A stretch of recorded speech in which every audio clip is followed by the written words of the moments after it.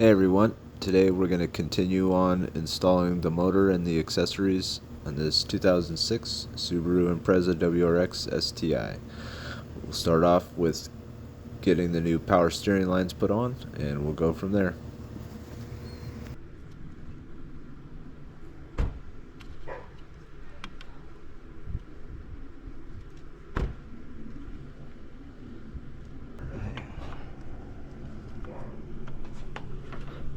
That thing sits a lot better on whether or not that thing's sealed or not, so that looks good for now. Snug. I've already replaced this seal right here. This is a banjo bolt fitting. The new pump, there's 3 bolts, one down there, 2 on the front, one down there, one directly under the pulley. Got the alternator on.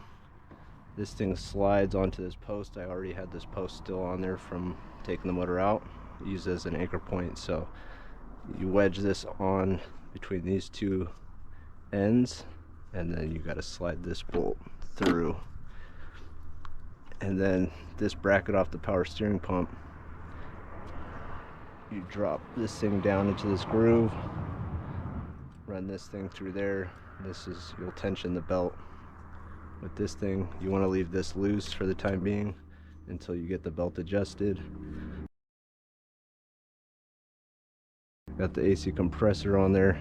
This has 2 bolts on the top that go through to this alternator bracket, and then you have 1 bolt down here. This all is going off of this bracket right here.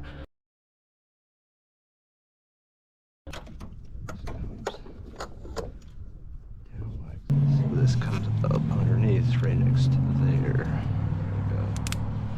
Hooks there. Hooks there. This will.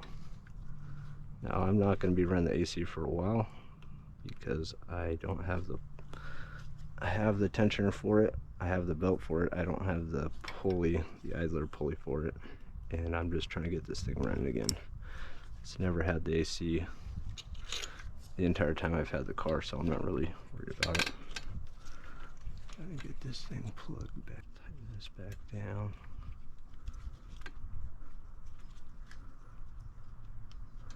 I only had this hand tight because I see radiators all in. I got the bottom hose, got the top hose, got the expansion tank on. The expansion tank is this bolt, that slides in here on this stud.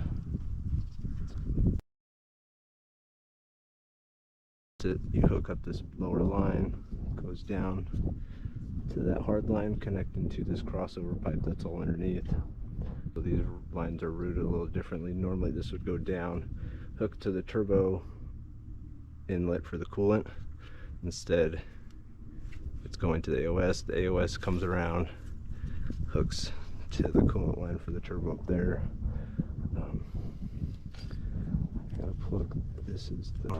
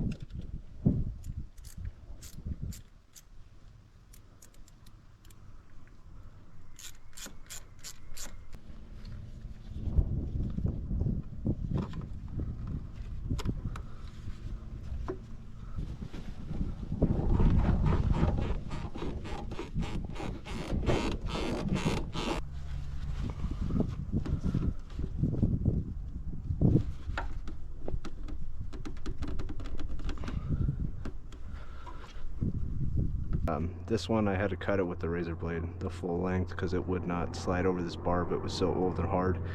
So yeah, I cut this thing out down to about here, pulled it off. This one came right off, no problem. And just slide them right on these worm gear clamps. I got this bracket here for the O2. Mounts right off of this coil pack bolt.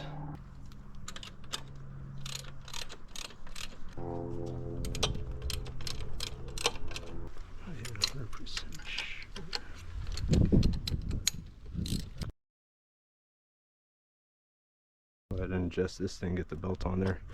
I'll slide up and down to give it tension, and then we'll lock it in place. Last thing, we'll tighten that down first, and then we will tighten this one down. So it's gonna go down there, slide it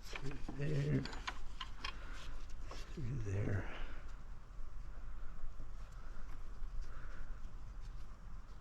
outermost pulley, some grooves, get it up onto here. There you go. It's on the grooves.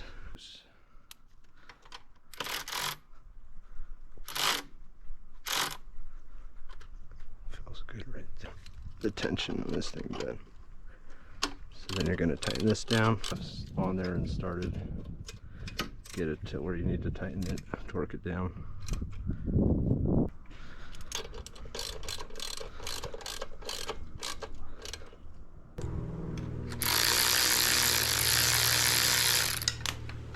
Oh.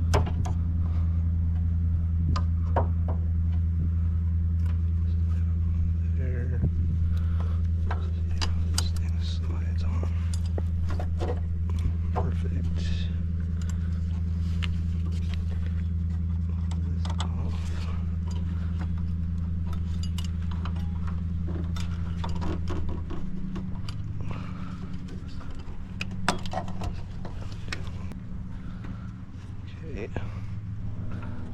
just gonna go here, over here.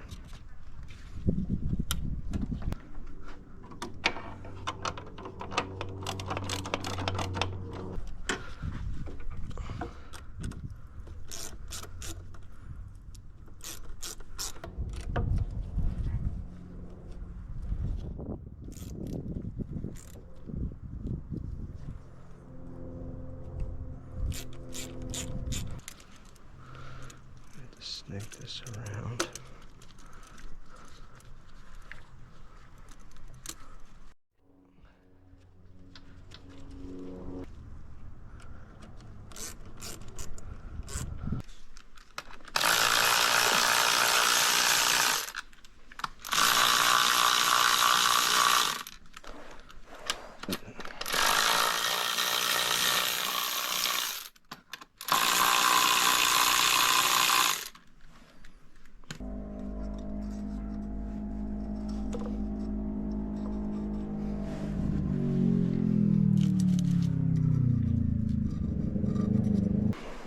Down, nice and clean.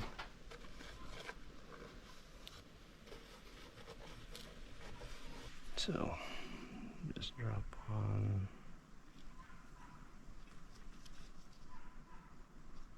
tabs to the inside, I guess. Lines up.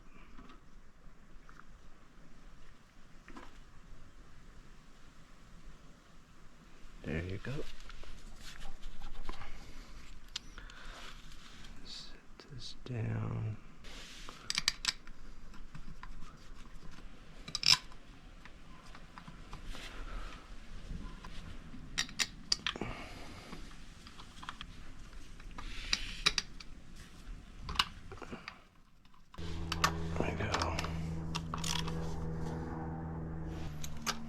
That feels tight. Don't always trust these things because they will strip out a bolt on you. So I'm getting them all to about 5. I've got my gasket in. I'm gonna get this downpipe buttoned up.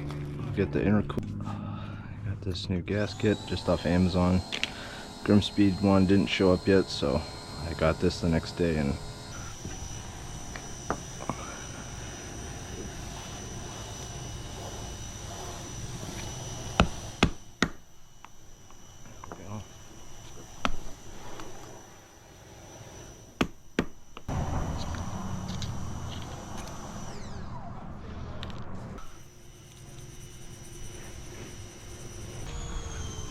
set on there.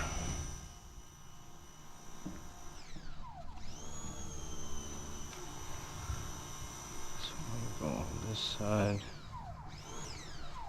A little bit of anti-seize on the bolt.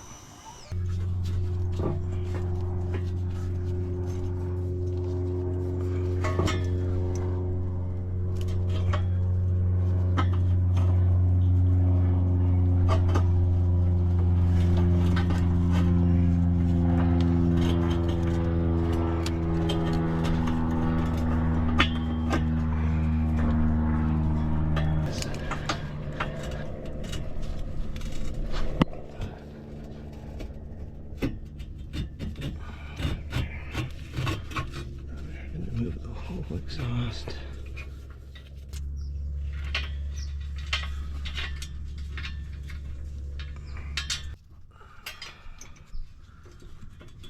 This thing.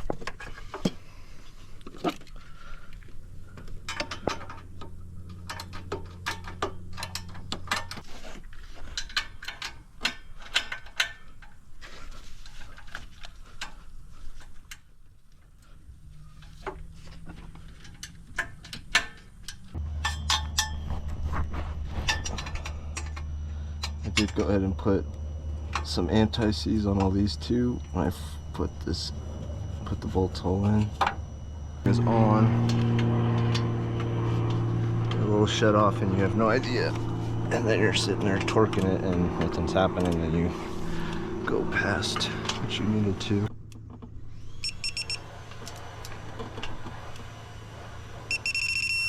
Bottom one pretty tight. See if I can get this.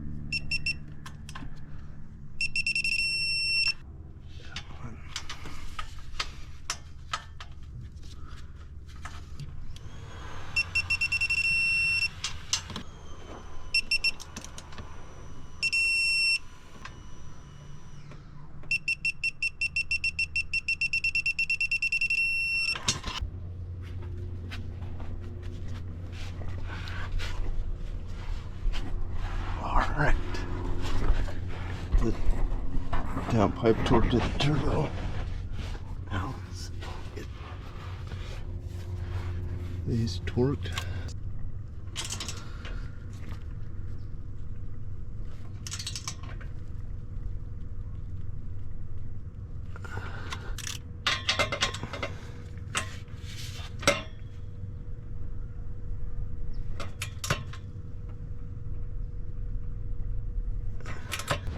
3 of these left over. I was not sure where they went, but because I didn't put this back in here.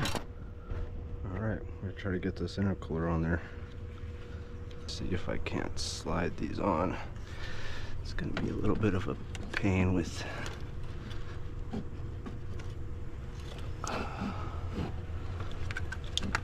these new AOS hoses, but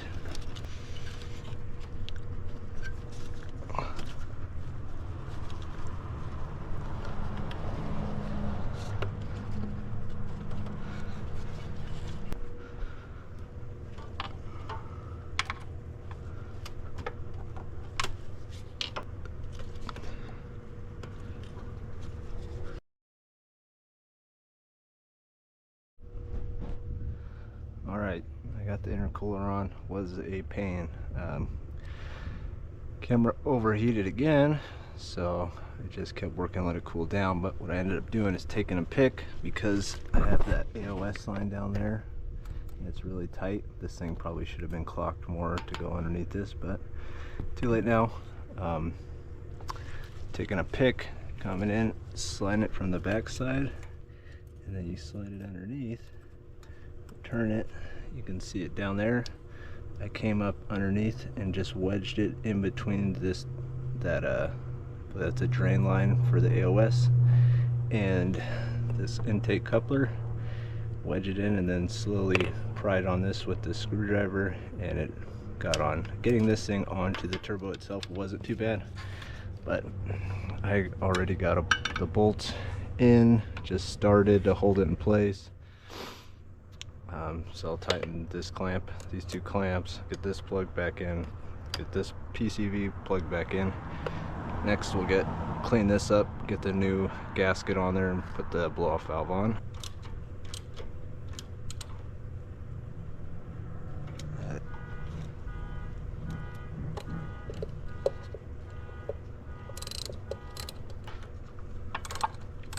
Moving. I'm gonna get this.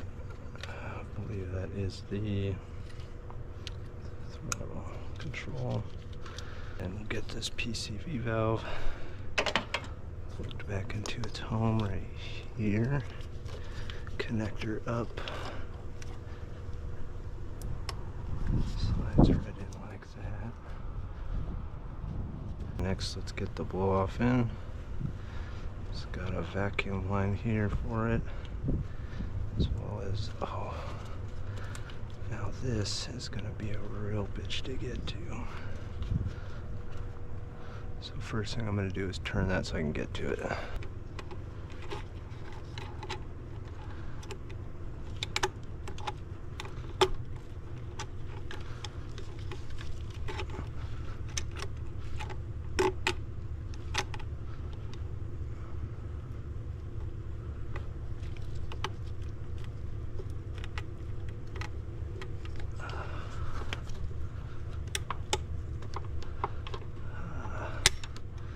So, channel locks were the winner. Get these bolts off. And because I have the AOS on there, it deletes these hardline crossovers for the valve covers. That's why they're not there anymore, which is good because they're full of gunk. So,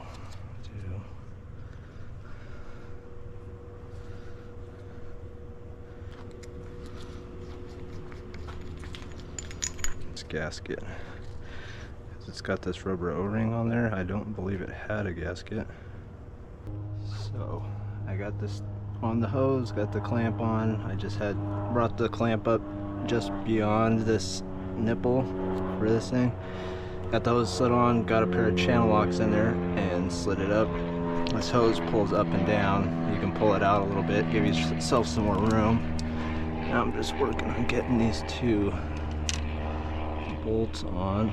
Because this one has an O-ring on it, I lubed up the O-ring and I did not use the new gasket.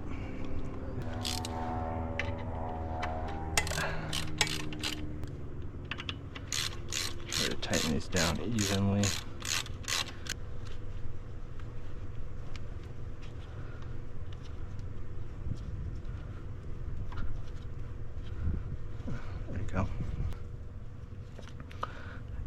hose clamp's small enough for this, so I'm just using these zip ties.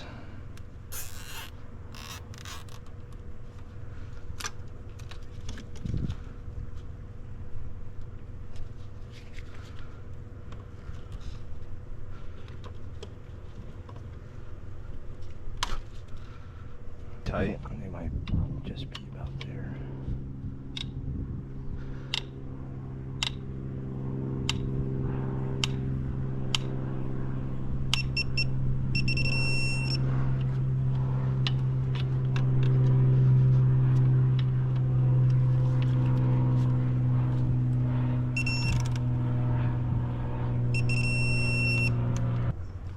That's not gonna happen right now, but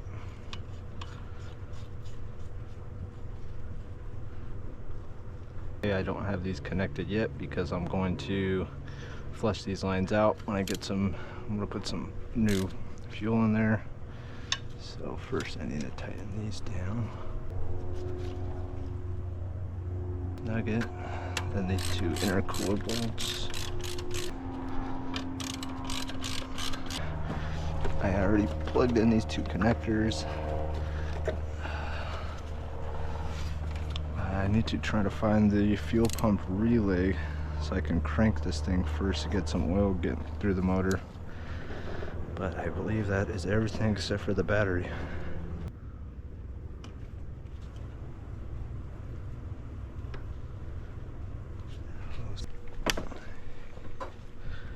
Get this thing dropped down in here.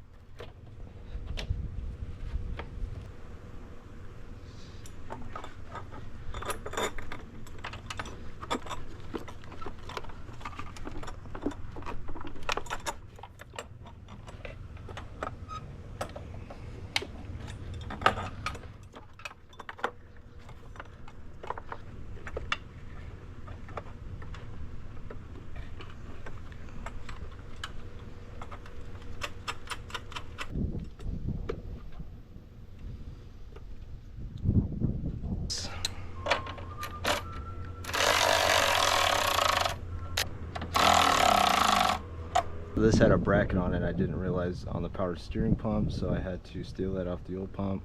Got that little bracket put on for this bolt, this 10 mil right here, and then there's a rubber grommet.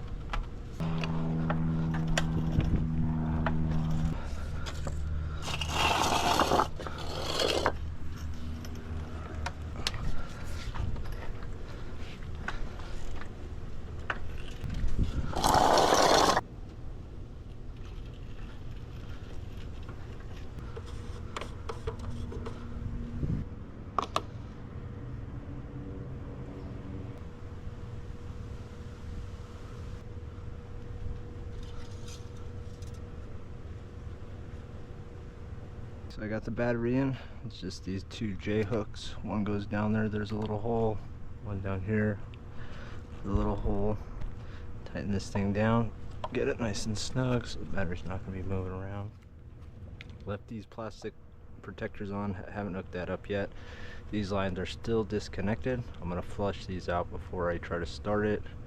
I got coolant in here pretty much to the top of this reservoir. I topped this thing off with oil with the new IG oil pan setup. Came out to about 5.5 quarts. It's right at full right now. I know when I start it up it's gonna lose some oil going throughout the motor, so we'll keep an eye on that. I put 5 gallons fresh 91 octane in there, and I think that's it. We'll get this battery connected and then I'll crank it and then get these fuel lines flushed out. Some coolant in there with this thing, just filled it up. I still got these fuel lines disconnected, they're in this bottle. I got the battery terminals on there, 10 millimeters, snugged them down. So it's got power. Like I said, we'll turn the key and see if that'll run the fuel pump. And once I flush these lines, I'm going to go disconnect the fuel pump relay, passenger side footwell. I'll crank it over some more to clear out the lines. I'll plug them back in, crank it up a little bit to get some oil pressure, and then plug the relay back in and see if we can get it fired. Can you turn it anymore, or is that it? You want me to? Okay, turn it off.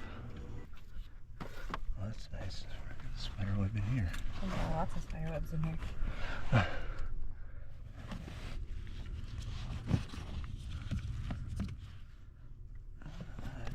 that needs to.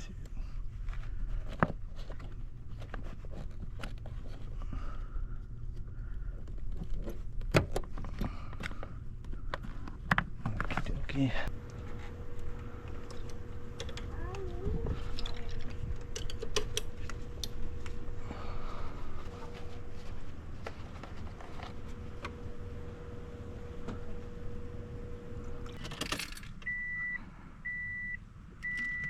Should have no fuel.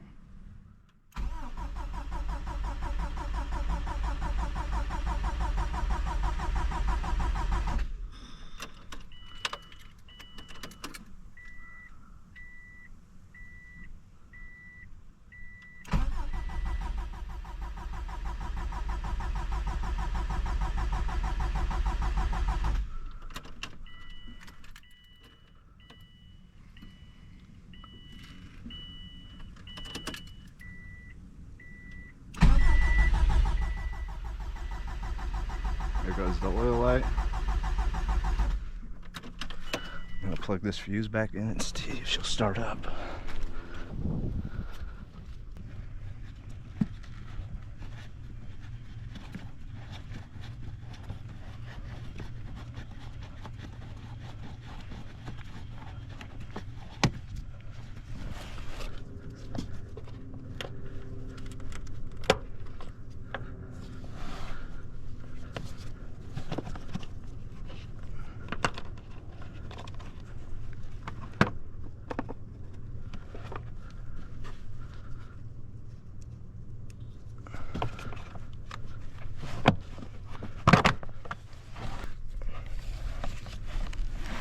So that's what we're looking at.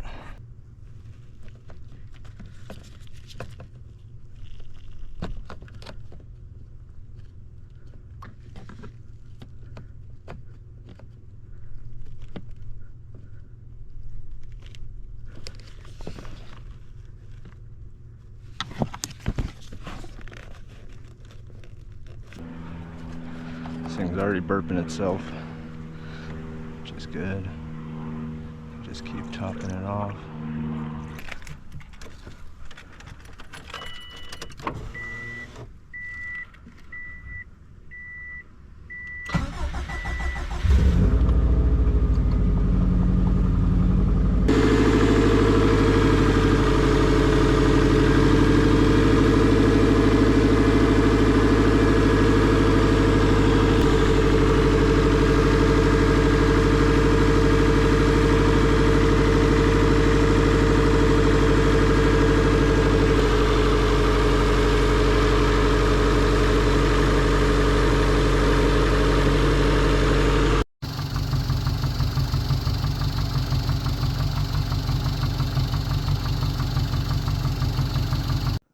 So you might have been able to hear in the last clip, there was some exhaust leaks going on with the car. No coolant, oil, or anything like that, just the exhaust. It ended up being that there was a few cracks in the welds on the headers. So I ended up swapping those out with an IAG equal length header and up pipe combo. Got that on the car. Had Metro Performance of Southern California get it on the dyno. They did a full dyno tune on it. Car made 270, which I thought was pretty good for basically a bolt-on car, stock turbo. And yep, pretty happy with it. So we'll be moving on to the next vehicle. Thanks, guys.